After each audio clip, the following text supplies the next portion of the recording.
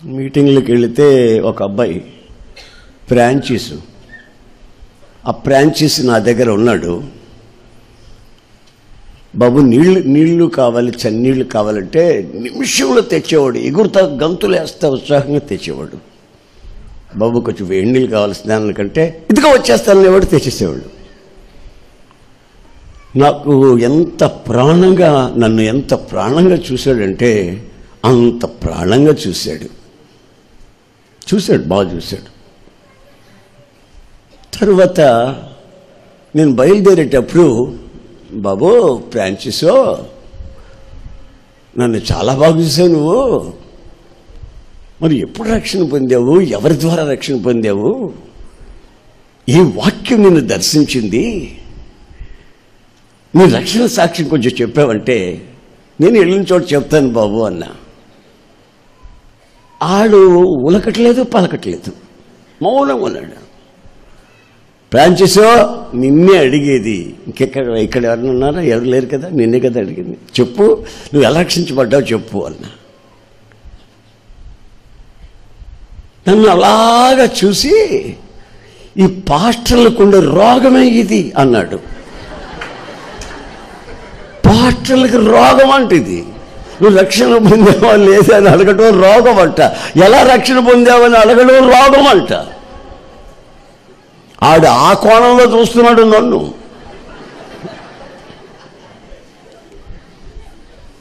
అప్పుడు నేను వాడిని అడిగాను, బాబు నాకు రోగం ఉంటే ఉన్నది కానీ నువ్వు రక్షణ పొందావా లేదా అది చెప్పు నాకన్నా. నేను రక్షణ పొంది ఉన్నాను అని అనుకుంటూ ఉన్నాను అన్నాడు. ఇక్కడ ఎంతమంది అలా అనుకుంటూ ఉన్నారో నాకు తెలియదు. పరిశుద్ధాత్ముడు చెప్తున్నాడు, నేను రక్షణ పొంది ఉన్నానని అనుకుంటూ ఉన్నారు కొంతమంది, ఎంతోమంది ఉన్నారు, ఇక్కడ ఉన్నారు. పరిశుద్ధాత్ముడు వట్టిగా చెప్పడి మాట, ఒక్క అక్షరం కూడా పొరపాటున ఆయన నోట్లో రాదు. పరిశుద్ధాత్ముడు చెప్పినట్టు జరుగుతుంది, జరిగి ఉండాలి, తప్పనిసరిగా అటు వాళ్ళు ఉండాలి. నేను రక్షణ పొంది ఉన్నాను అనుకుంటూ ఉన్నాను అనేవాళ్ళు చాలామంది. ఎందుకంటే కిస్మిస్ పండుగ చేశాం కదా, స్టార్ కూడా వెలిగించాం కదా, సందాలు దండి వచ్చి రికార్డ్ డ్యాన్స్ కూడా వేయించాం కదా కిస్మిస్ పండుగకి. మరి రక్షణ పొంది ఉన్నామని అనుకోవడం తప్ప. సరిగని నీకు పెళ్ళయిందా అన్నా. అయింది అన్నాడు. ఎప్పుడు అన్నా. 92వ సంవత్సరంలో. 92 మే నెలలోనా? మే నెలలోనే 13వ తారీఖు అని అన్నాడు. ఆ రోజు ఏం వారం? బుధవారం. మరి పిచ్చోడా, పెళ్లి సంగతి ఇంత నిశ్చయంగా చెప్తున్నావే, మరి రక్షణ పొందిన సంగతి ఎందుకు చెప్పట్లేదు? పెళ్ళైన సంగతి తారీఖు చెప్తున్నావు, వారం చెప్తున్నావు, టైం చెప్తున్నావు, సంవత్సరం చెప్తున్నావు, కన్ఫామ్గా చెప్తున్నావు. మరి నువ్వు రక్షణ పొందావా లేదా అని అడిగితే నేను అనుకుంటూ ఉన్నానే అంటున్నావే. నేను ఒక మాట చెప్తా, నేను నీకు పెళ్ళయిందని అనుకుంటూ ఉండు. ఏమేట పెళ్ళయిందంటే నేను పెళ్ళయిందని అనుకుంటూ ఉన్నాను అంటాను అందరితో. నేను మైండ్ లేదు, నీకు మైండ్ లేదు, మెంటలోడా. పెళ్ళయిందా అంటే అయింది అన్నావు, రక్షణ పొందావా అంటే రక్షణ పొందాను అని చెప్పలేదే.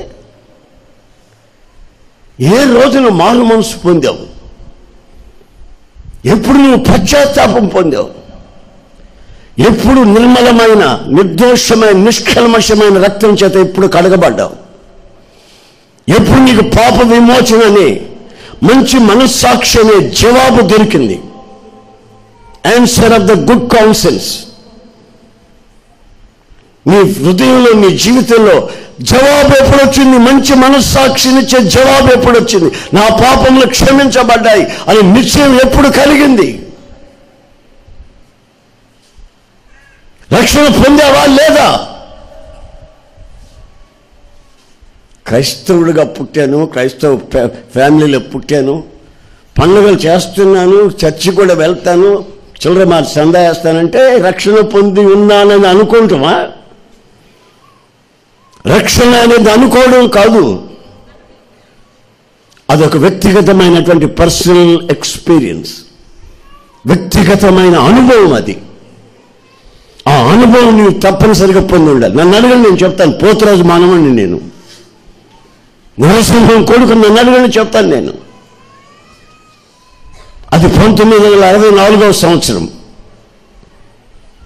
ఫిబ్రవరి 15వ తారీఖు శనివారం రాత్రి 10 గంటలప్పుడు ఓ దర్శనం నాకు కలగడం, ఒక లైట్ నేను చూడడం, మరుక్షణమే పశ్చాత్తాప రావడం, పాపునని ఒప్పుకోవడం. దట్ సేమ్ నైట్ నాకు రక్షణ నిశ్చయం కలగడం. ఏ మాత్రం అటు ఇటు లేకుండా ఖచ్చితంగా పెళ్ళి ఎప్పుడైందని ఒక వ్యక్తి చెప్పగలిగితే నువ్వు రక్షణ పొందింది ఎప్పుడో నువ్వు చెప్పగలగాలి.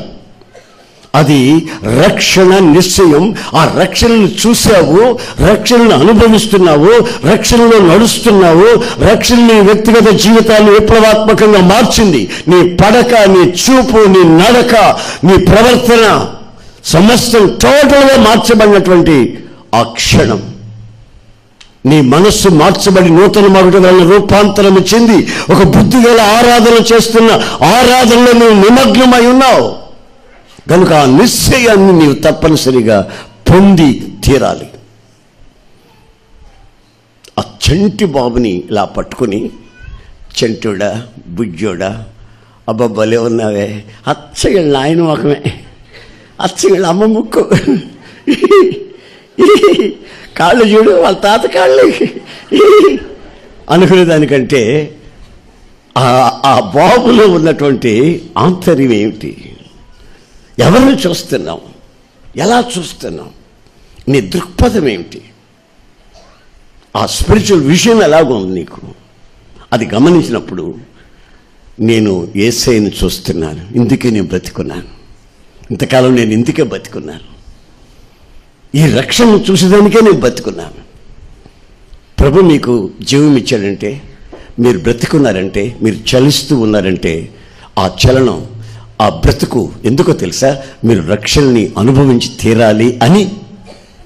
అంతకు మించిన వేరే ఉద్దేశం ఏం లేదు.